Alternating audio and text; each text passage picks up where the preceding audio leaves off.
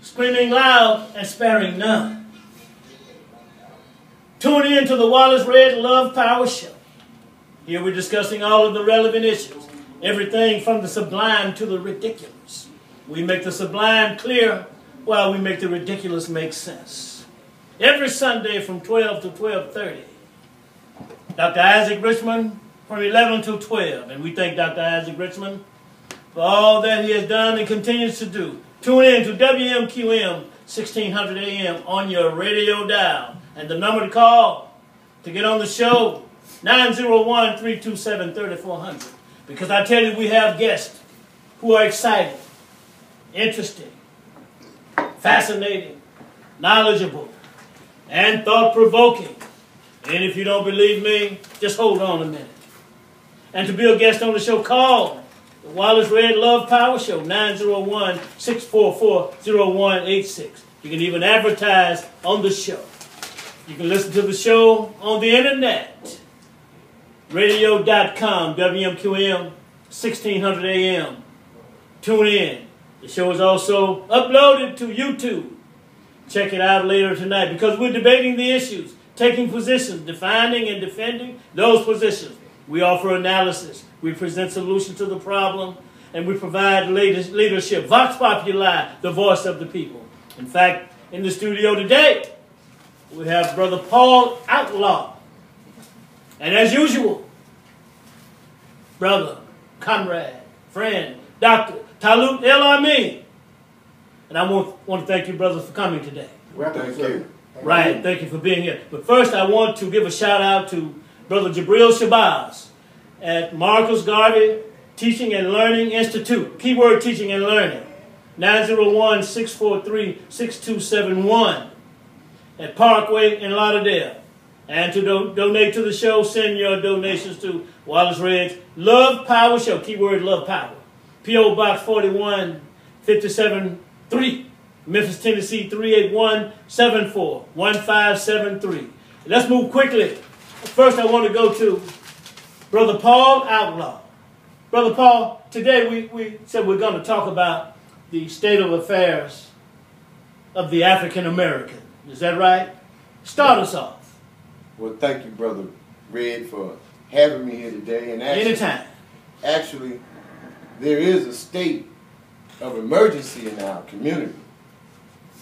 Now, for a long time, I've actually been under the auspices of a lot of elders, and they've told me certain things that I need to know about our people. But more importantly, we have to understand that this is a state of emergency. We're being attacked from all angles. We talk about mental, spiritual, and physical conditions of ourselves to be holy, to be whole. What I've learned is that mentally we have the opportunity to change some of the conditionings of our minds as we go on getting more knowledge and more information.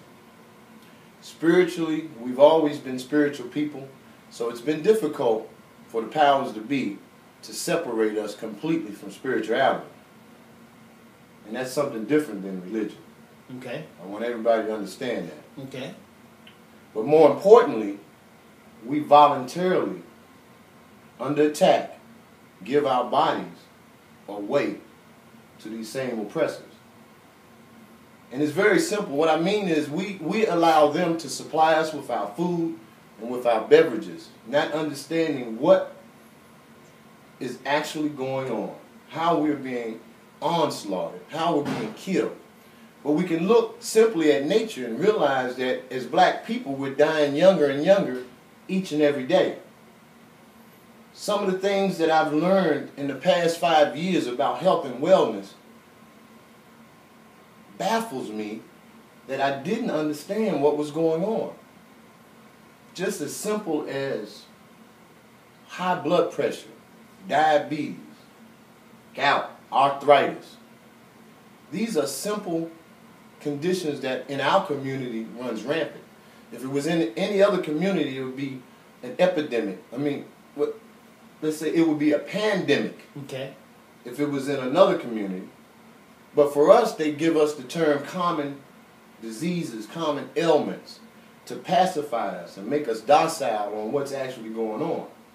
And all of these diseases are contributed to dehydration. Okay. Now, in my research, I found that it's as simple as hydrating your body properly that would rid you of a lot of these conditions. And I have to equate things with nature because when I simplify things for myself, it's easier for me to understand. Okay.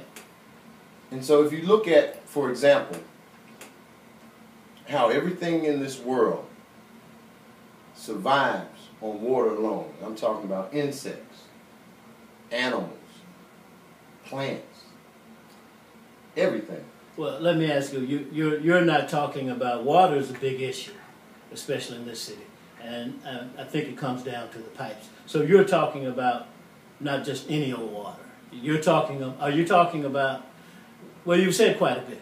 You covered quite a few things. We're going to get to that. Right. You're talking about alkaline water is better for the body. Is that right? Exactly. Okay. And that's what we should be at least considering and investigating because we should be concerned about our health. Exactly. And sounds like it sounds like rather something that the Honorable Elijah Muhammad talked about quite a bit, and that is self-reliance, doing for self. Exactly. And so you're talking about, and then he had the whole book about how to eat to live, and that whole question. Exactly. And a few words of wisdom that I want to go to Dr. Talib, that Elijah Muhammad talked about budgeting your money, saving your money. Exactly. And I want to add to that, African Americans would be a great idea to take that up today, especially in particular, stop spending your money in these Arab stores unless you absolutely have to. Exactly. They donate to nothing. There's a great deal of disrespect. Stop spending your money in these Arab stores. I know I went on and on. Let me go to the good Dr. Talib. Put it in perspective for us, brother. Well, there's a lot. I mean, it's just so many facets that we can touch on having to do with the state of Black America, and more specifically, the state of Black Memphians, which tend to be cut out from the rest of the country.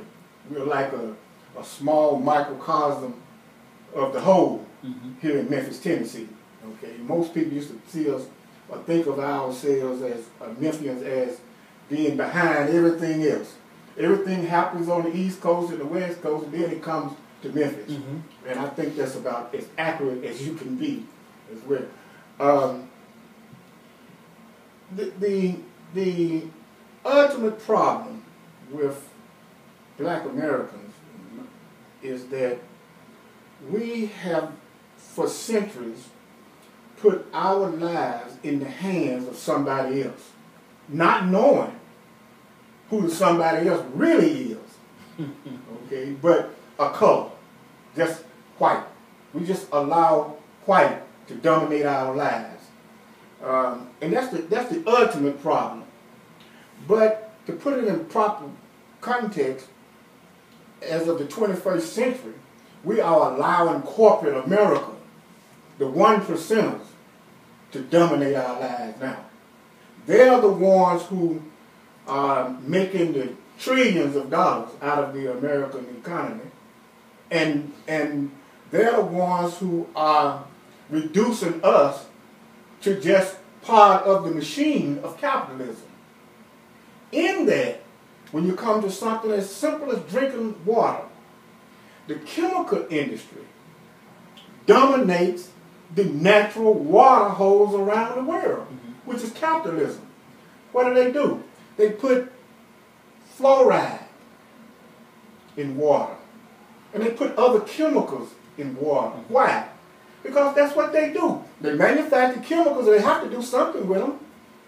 Our bodies have become a consumer of all things made by capitalists. Okay. We eat it, we drink it, and we pass it out. And we eat it again, and we drink it, and we pass it out. Okay. I want to go and back pretty to... soon we're sick. Yes, absolutely. I want to go back to Brother Outlaw. In terms of talking about diet, health, and African Americans, you have some an idea or suggestion or some information, because I want to ask it because this is something relative to myself. Cancer, you know, the Reds. Well, I won't go into that, but cancer is something that I'm really concerned about in terms of my family. So, what do you have to say about cancer in this particular ingredients or these ingredients that we were talking about? Well, first and foremost, cancer is on the rise in our community. Mm-hmm. Most of us don't know why, but we understand because we see it each and every day. We're dying younger from cancer. We now have hospitals that are designed to do research on cancer on kids. And what is the purpose of this? The purpose of doing the research is basically to find a way to have toxins put into your body to determine how your body would react so that they can put a mask on the symptoms so you'll feel better. So how can the community, especially the listening audience, where can they go or where can we go to look this evidence up, this information? Can we go? Well, it's an internet age now. You can Google pretty much anything you want. There's no excuse for anyone to say that they can't find information in this day and age.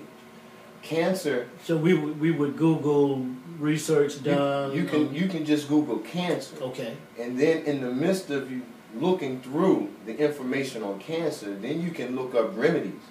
You see, remedies is the term you have to use when you have a solution to a disease that is not cured through medication. The only way that we can legally say that we have a cure to any disease is that we have to equate it with the use of a drug. Mm-hmm. The FDA stipulates that if you say that you have a cure for a disease and you don't use a drug, then that's a federal offense. You can be actually locked up for a felony. They have a guy by the name of Dr. Knoll who said he had homeopathic ways of curing cancer. And when he used the word cure, they locked him up. They actually banned him for a while, and his books you can still get today. But his name is Gary Knoll. He's a prime example. Okay. And I want to get to your question about the cancer. So real quick though, so you're going to have two questions. Okay. Remedy as opposed to cure. Cure. Remedy would. Remedy is a twist on it, or well, remedy. It's not illegal to use that. It's not illegal to use a remedy because you're not saying that it's a cure. Okay. What you're saying is there's a way that you can use items to help you pacify or put whatever disease is in remission. Okay. You're not saying it's a cure. Okay. But in actuality, we found ways to actually handle diseases that exist today. Okay. So can you tell us about some of the remedies? Can you tell us at least about one? Was there something about molasses and soda or something? What was it? Molasses and baking soda. Was it blackstrap molasses? Blackstrap molasses and baking soda. Okay. I have to prepare you to understand. Nothing in this world lives forever. Mm-hmm. Everyone knows that. So cancerous cells have a lifespan, and they will die eventually. What we have to do is provide our body with a means of producing healthy cells. So as the deformed or unhealthy cells pass off, we will create healthy cells to replace them. What's happening is that we're constantly doing the same thing over and over again, and we're constantly producing those same cells. Expecting different results. Expecting different results. I want to go to Dr. Kalu real quick. Dr. Kalu, is it possible to be in a state of dis-ease and not know it, or just be in denial of it? Well, are African Americans in a state of dis-ease, like you were saying, across the board? Yeah, I think most of our problem is denial. Okay. See, when information comes, we like for it to come from a certain perspective, not our perspective, a certain other perspective. Okay, it can come from a European, it can come from a Chinese, Japanese, it can come from anywhere, and we'll accept that information. But when it comes from when it comes of us, we reject it. Okay, and in rejecting it, in rejecting it or that information, we put ourselves in a disadvantage, a tremendous disadvantage, and we actually sometimes kill ourselves as a result of not accepting information from us, because Almighty God help people who help themselves. Okay, so if you take one step, as a senior people might say, God may take 2 or 3 steps towards you. Mm-hmm. Okay, so if you do nothing, you get nothing, mm-hmm. and that's our state. We do nothing and we get nothing. Okay, now I would like to address the issue on back to the chemicals. Go ahead. Okay, and about cancer. Go ahead. Okay, our number one problem pertaining to our sicknesses is that we buy everything they say buy, mm-hmm. and use it exactly as they say use it. And when I say they, I'm speaking about the capitalists who manufacture these things. Okay, now an example is a tube of toothpaste should last you 3 months. Why? Because you only need a drop. Mm-hmm. You can take a drop of toothpaste and rinse your toothbrush with peroxide, and your mouth will foam mm-hmm. just like you use a whole toothpaste full of toothpaste. Well, a whole toothbrush full of toothpaste. Okay. Yeah. Now, my point is this: go ahead. We use too much chemicals, and we use too many chemicals. In our homes, we have all kinds of chemicals in there, from things that make the house smell good to things that we clean with, and we use absolutely too much of it. We're living in a chemical state. So once you're in a chemical state and you develop a cancer, it can't do nothing but grow. Right. I very good. I must say that I'm guilty of using too much toothpaste. All of them. Now what you have said is worth its weight in gold. Mm-hmm. But I will every time. I will pull that tube out. Mm-hmm. Now I will use peroxide and soda. And I thoroughly like so. We're talking about natural remedies, right, and taking control of our lives. But now I will start today, being more prudent, if you will. But I will take a tube of toothpaste, and if it says peroxide and soda, I say, yeah, this is great. But I would fill that brush up with toothpaste. So we have to learn how to be critical and make decisions. I want to go back to Brother Paul Outlaw. Go ahead, brother. Well, one of the things, break it down for us. Well, one of the things we have to understand is that we have to listen to solutions to these problems, such as cancer. One of the solutions is that cancer has to have a certain environment to survive. Mm.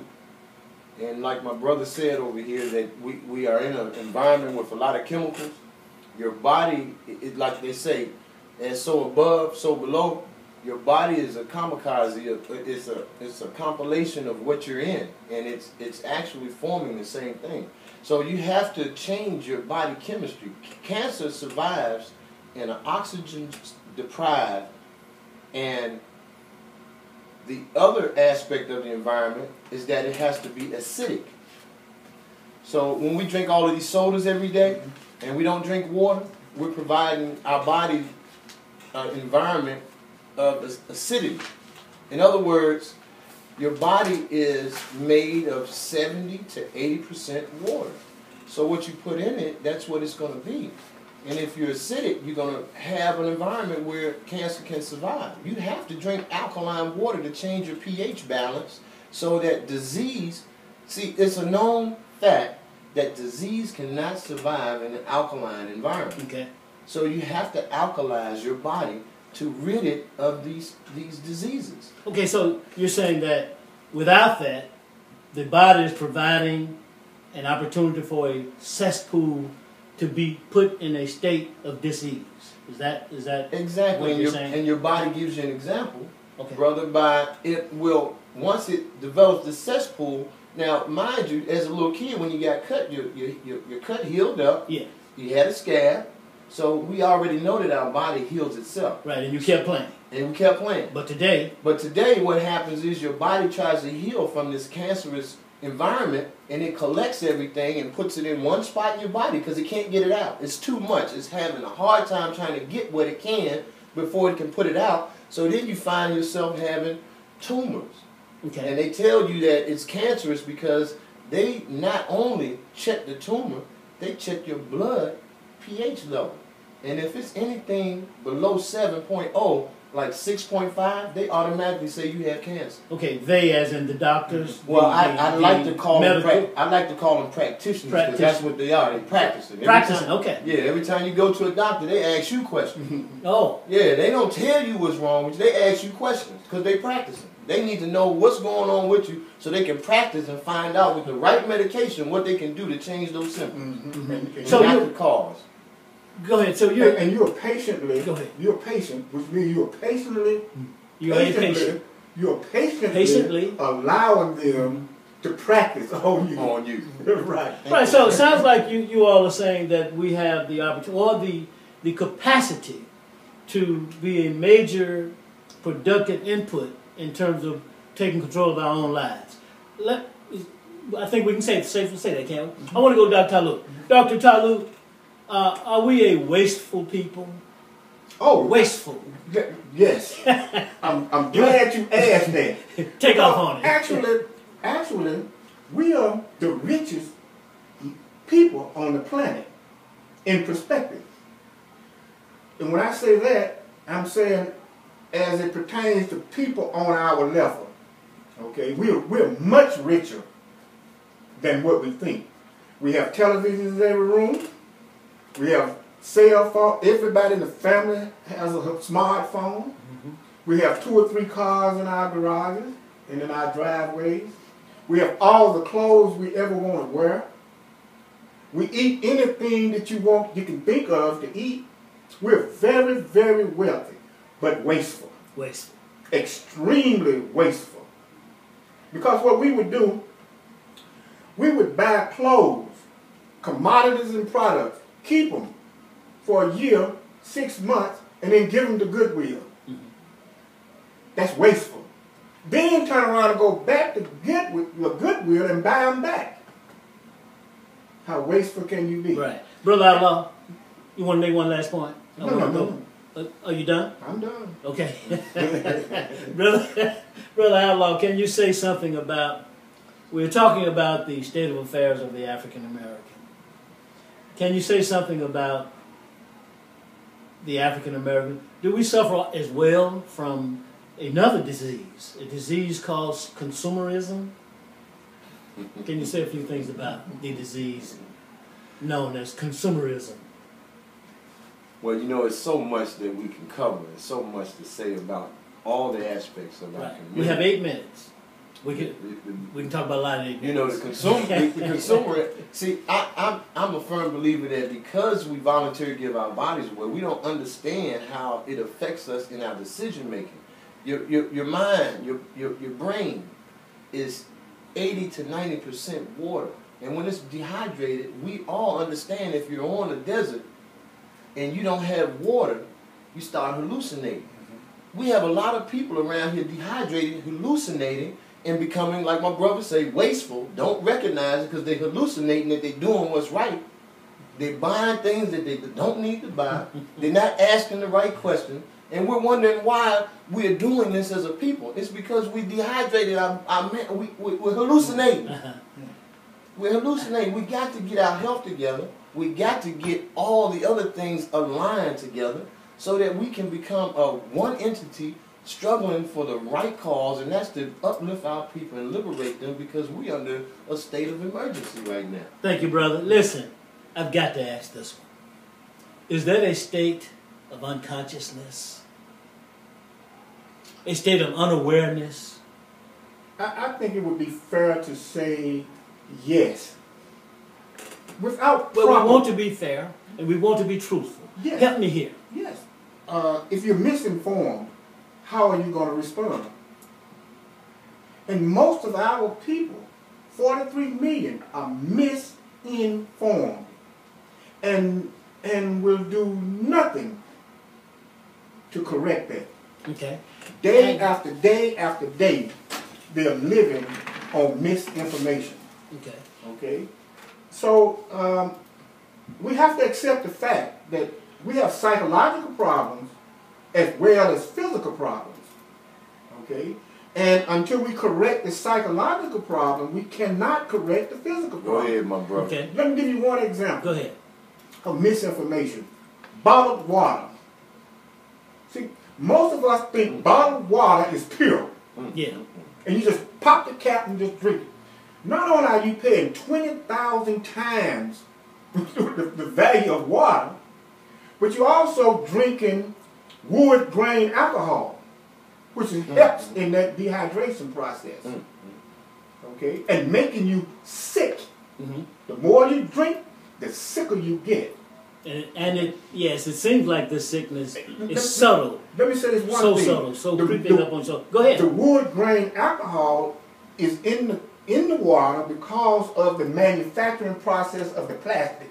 Okay, that plastic container is detrimental. It contains chemicals, and some of that water sets up for months before it gets to you, so it's thoroughly saturated with wood grain alcohol. You're drinking it, and wood grain alcohol, in addition to the mold content of our bodies, and the wood grain alcohol, your cancer is just going to grow out of proportion quick and fast as it can. Yeah, and I must say that I've seen some documentaries about this bottled water where they've contradicted all of the so-called goodness that many of us believe is in the bottled water. And this is some alkaline water you have here today. Yeah, I have alkaline water. Yes, you do. Look, we have 4 minutes. I want both of you to tell the audience that we come to inform, because our people have been misinformed. But I also want you to tell the audience by which they can go to the internet. You guys can see us on YouTube as well. But they can Google, go to the internet, and look up some of this information. Yeah. Go ahead. You go first, Brother Outlaw. Well, first and foremost, the immediate solution to getting alkaline water is two ways. You can go and get alkaline water at distributors such as the Java Complex at 1423 Elvis Presley. The bottled water is actually tap water. You have to understand that they have tap water and they manufacture the water and they're using petroleum-based bottles, so the carcinogens are being leached into it, and it doesn't have to sit for a week. It can be heated in 5 minutes and all of those chemicals will leach into that bottle. They don't have your best interest in mind when they give you bottled water. What they have is profit. It's a $100 billion industry today, and when I grew up, they didn't even sell bottled water in the store. So it lets you know what's happening now. Get you some alkaline water. You can call me at 901-596-5099 if you want to know more about getting alkaline water, because they don't want us to have it. It's hard to find, and you have to know where to go. Okay. One quick thing. At 4 o'clock, I will be, yours truly, a guest on Reverend Andre Guy's show, KWAM 99 at 4 o'clock today. Please tune in. We've got 2 minutes left. Dr. Talu, tell the audience where they can go to look up some of this information that we are presenting them with today. Well, fortunately, we have the internet. And most questions that you might have, in fact, all the questions that you might have, if you Google it, as Brother Outlaw mentioned earlier, you can find it. But for those who don't have computers, you know, it's up to you, it's up to the individual to learn and to find out what it takes to cure yourself. See, each one of us have a right, a God-given right, to practice medicine on our bodies, our own selves. You don't need the permission from anybody to do anything to your own body. Okay, so if you ask questions, just ask questions. Most of our senior people have answers to our medical problems. They can tell you old folks' remedies, as we once have heard said many, many times. But old folks' remedies are God-given natural remedies. No such thing as old folks' remedies. It's a remedy. And remember this, there is a cure for everything. Disease. Every disease. We've got 1 minute. Brother Outlaw, say one last thing to the audience. You have to be your own primary care physician.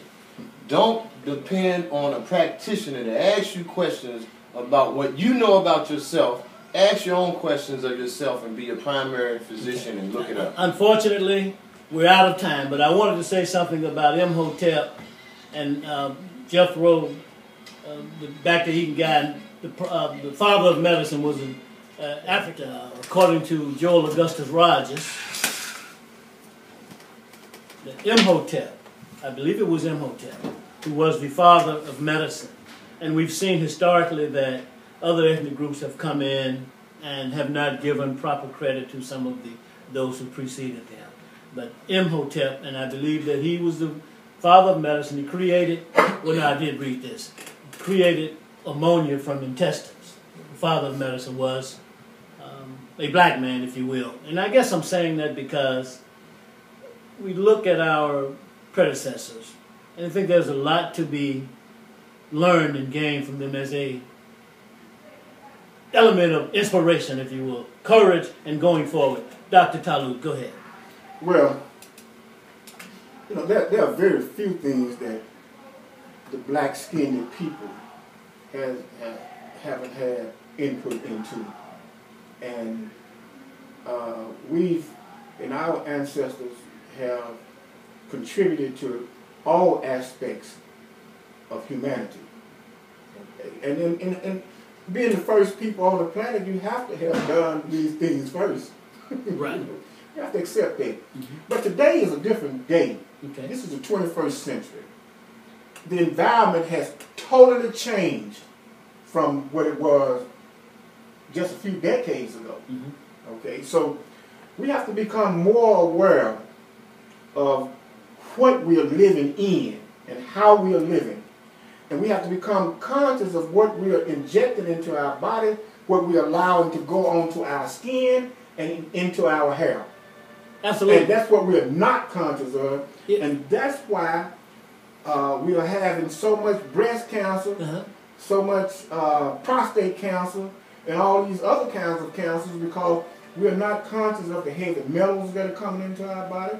We are not conscious of the mold content that's coming in our body. An example, most of us go to the grocery store and we buy vegetables and fruit.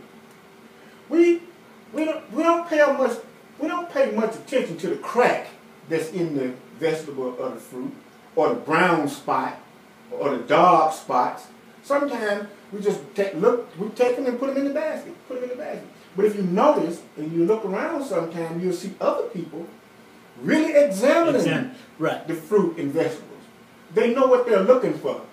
They're looking for the blemishes. Those blemishes on fruit and vegetable is mold. And if you have cancer or you have sicknesses like that, mold is the foundation of all sicknesses. Okay. Mold is from the earth to the heavens. Why? Because it is the natural deteriorating factor.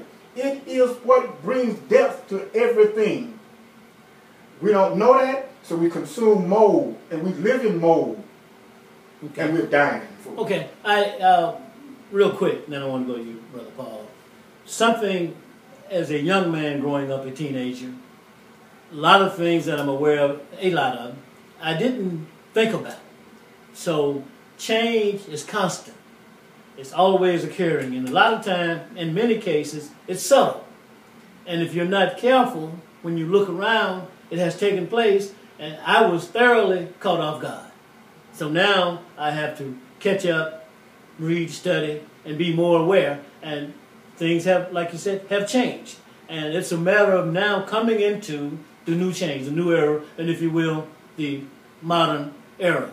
But can you say something about, the other, real quick, if you will, Jethro Klaus was one of the forerunners, Eurocentric Caucasian man, or so-called white, wrote the Back to Eden book, and he came under much fire from his own kind for his home remedies and his discoveries. That was the other individual that I wanted to speak about, and you cannot hardly find his book anymore, but it's still out there. Brother Paul Outlaw, can you say something about organic foods, if you will, organic processes? Yeah, well, you know what? I'm a firm believer that the terms and the language in which we use, remember, it's not our original language. So they come up with words to confuse us.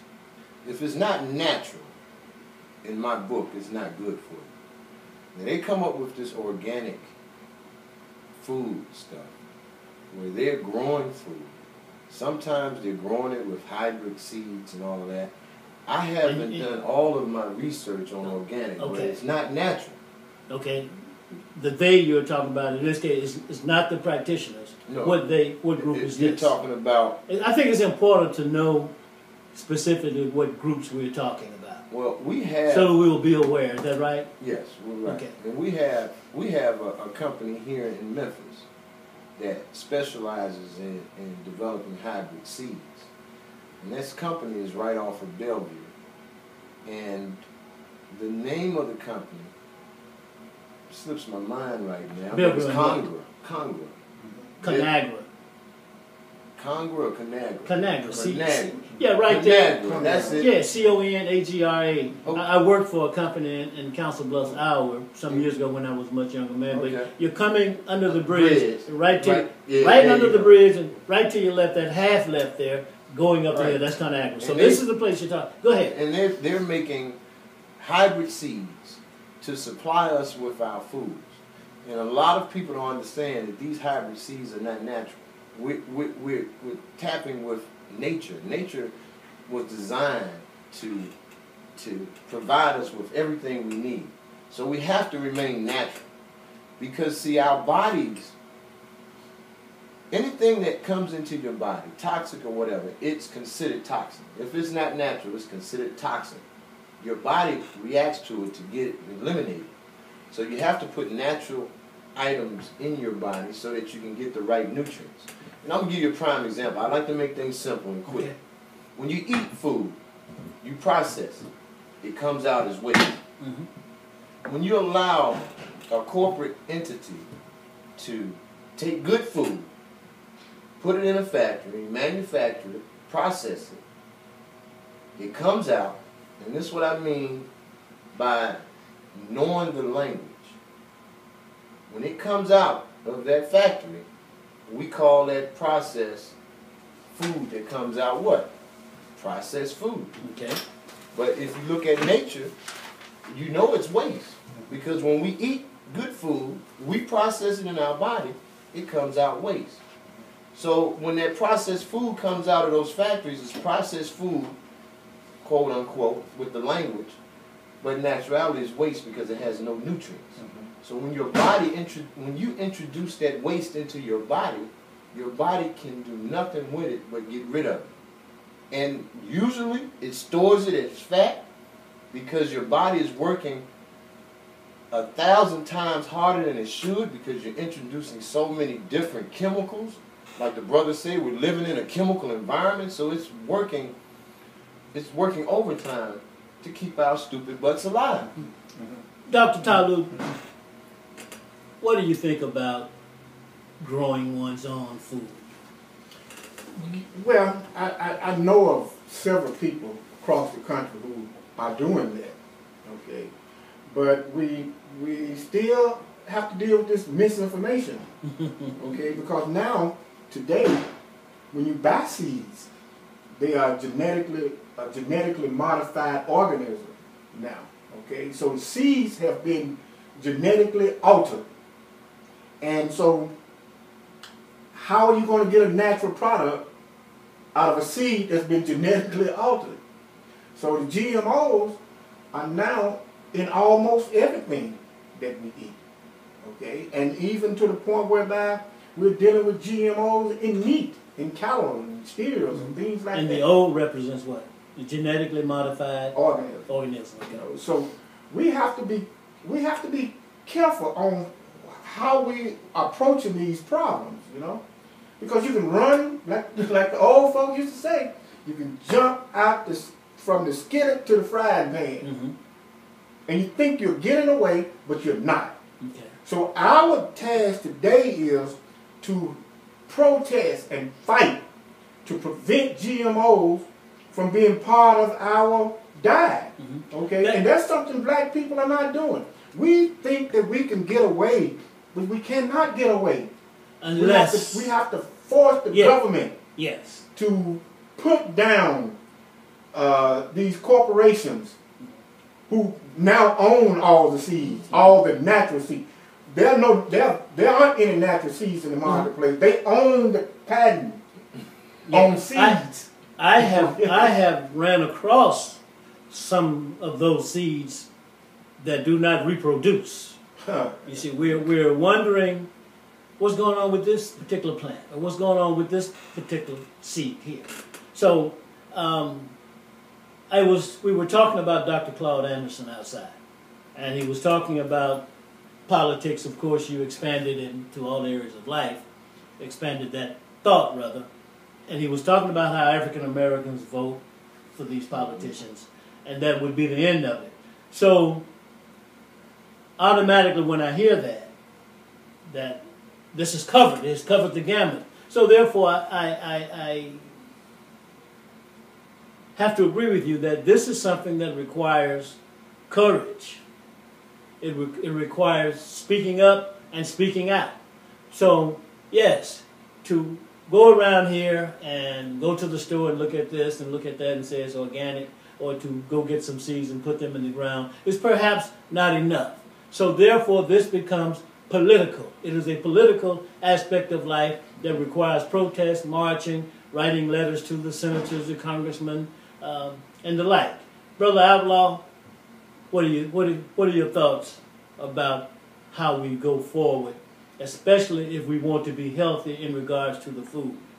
And are there rich people who have separate food that is non-toxic, or are we all subject to the same chemicals that create disease as human beings? Let's keep it to this country. Well, Brother Outlaw, go ahead. We have 3 minutes. Well, we have a long time. To keep it simple, eventually we're all going to be exposed to the same food. Now, how many rich people have access to natural products, I'm not sure. What I do know is that if it keeps going in the direction that it's going, all of us are going to be getting GMOs, as the doctor says over here. We have to first understand that we've been miseducated. There's too many of us, our brothers and sisters, who don't even know that they can go to their local congressman or senator or local councilman and request that they do something about simple potholes, you know, in their community. They don't know that if a street light is out, that they can get the city to take care of that, and if they don't, they can talk to their councilman and make sure that that gets done in the next week. Okay. So we got to re-educate our people. I'm not going to call it a state of unconsciousness. I'm just going to call it a state of unawareness. Dr. Talu? Yeah. Well, yeah, there are places where you can get natural food, believe it or not. Okay. If you go grocery shopping, stop going to the big supermarkets. That's where your problem is. That's a commercial outlet for chemical companies and for companies who produce GMO. That's all. Now, if you go to your Latino stores, if you go to your Japanese stores and Chinese stores, they bring in products from their country of which GMOs are illegal. You know, South America produced some of pure corn meal and flour with very little mold content and no GMOs. So we have to start shopping with our brothers. Okay. For natural foods. Brother Paul, we've got 1 minute. Are you familiar with Whole Foods? Yes. On Poplar? Yes. What do you think about Whole Foods? Well, Whole Foods, they actually... In this vein that we in are this speaking vein. of here. Because I actually was a team leader at Home Foods some 15 years ago in D.C. And they started off being natural. They still are natural in the sense of recycling with paper and not using plastic. But they are a corporation now. And they're buying up natural stores, food stores, to promote profit. So eventually, if not right now, they are in the business for profit, not with our best interest at heart. Okay, so we're taking a look now in that sense at capitalism / the profit motive. Profit. Yes, and I think we've come to the close of this segment of the show, but it's been an exciting show. Yes, sir. We'll be going forward. Thank you very much. Thank you. Thank you. All right. Thank you.